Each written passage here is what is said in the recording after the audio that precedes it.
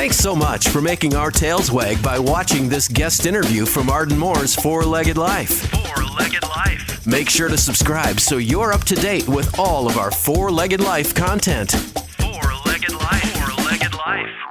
All right. There's some do's and don'ts to using like a feather wand or a wand toy. So give us a few of those because we need to learn how to play with our cats and we may be doing it all wrong. Yeah, I see so many people go take the wand toy and dangle it like crazy, like right in front of the cat's face. Well, there is no prey who's going to fly into the cat's face and wiggle itself around in a crazy motion. Prey wants to survive, and that really is not in a survival instinct for prey. So no, it's not a suicide mission. Exactly. So that's like a signal to your cat that is not realistic. So your cat's not going to buy into it. So don't wiggle the toy around in some crazy fashion right in the cat's face. And the other thing is prey moves away from the cat. Prey wants to escape from the cat. Prey doesn't go towards the cat. So make sure you're using a motion that's realistic. And I would say the last really, really important thing is to be unpredictable. So people who just sit there with the wand toy and go up and down, back and forth, back and forth. Well, that doesn't resemble how prey would act. Prey might scurry under the furniture or run across the floor to escape. Prey might play dead a little bit to try to trick the cat. So think about, all the different ways prey may act and really try to simulate that during your play session. You've given me a whole new way of playing with my tabbies, including pet safety cat Casey, because I see his eyes light up when we're doing a game, and I have yet to ever dangle it right under his nose. I make him come to it, but sometimes they get that butt up in the air and they do that little wiggle. What's all that about? Yeah, so that's actually a good sign because that, wiggle butt is usually sort of like a warm up for the cat. So, before we go out on a run, we may walk a little bit or limber up our limbs. The cat is doing the same thing. He's kind of warming up his muscles, making sure he has that good traction. So he's getting ready for that pounce, which is what you want. So that's a good sign if you have a cat who does that. And don't worry if you don't, right? They all have their own different styles. But if you have a cat who does that, if the butt is there like I really care because I'm playing. Yes, he's getting locked in there. So that's a really, really good thing. Hey, everyone. We're speaking with Dr. Rachel Geller. We're going to take a quick break. And when we come back, we're going to talk about how to effectively kind of end a play like you would be if you're a real prey. And then we're also going to cover some good things and some things never to use when you're doing a play session. So you all know the drill. Sit and purr. We'll be right back. Welcome back to the Oh Behave Show on Pet Life Radio. I have my really great friend and amazing cat expert. We're talking about Dr. Rachel Geller. She is a cat behavior specialist. I want everybody, what's your website so we can dash to after the show? Thank you. My website is drrachelcatbehavior.com. So drrachelcatbehavior.com. And you're also a Red Sox fan, right? I am a huge Red Sox fan. I've had season tickets since 1985. Wow. Yeah, big Red Sox fan. From diapers to now. That's pretty awesome. I'm impressed, right? Well, yes, thank you. Yeah, you're welcome.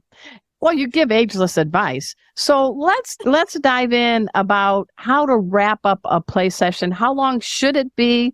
And I know you shouldn't have a crowd of other cats watching while you're doing this one-on-one, but get into the mind of a prey for all these people out there. So how do you effectively do it so the cat can actually catch it and get it?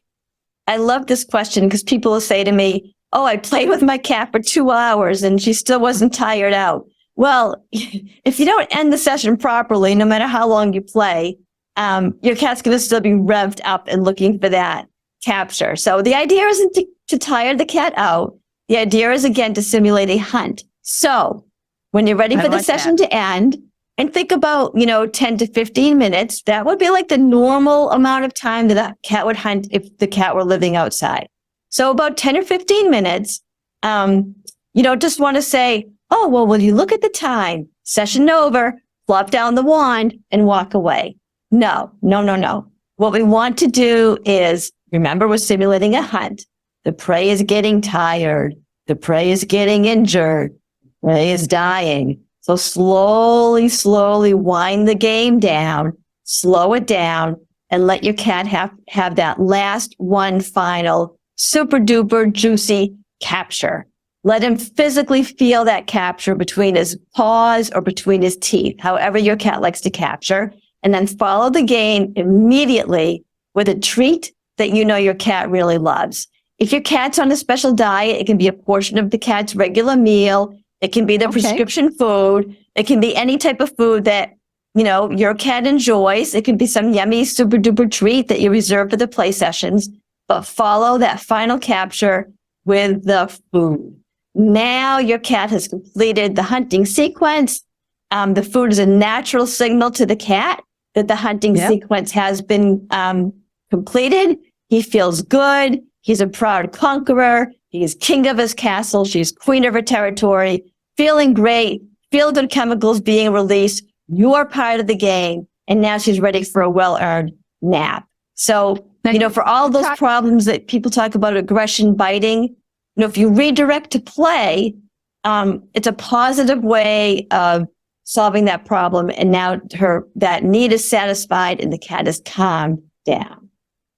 So let's get into the brain. What's happening? What's the hormone situation when you play with a purpose effectively and get that kitty to feel like he or she's a hunter?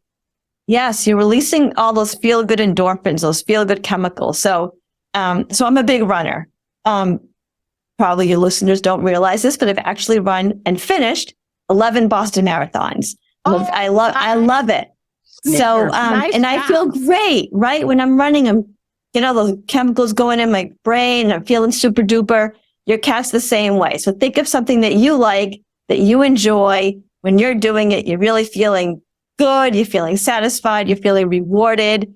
This is how your cat feels after that final capture and food. He's completed that hunting sequence and he's really feeling good. He's feeling good about his home. He's feeling good about his abilities. He's feeling good about doing it with you. It's just a win-win situation all the way around. You know, you can take scared cats and make them less anxious. You can take sad cats and make them happy, all through interactive play.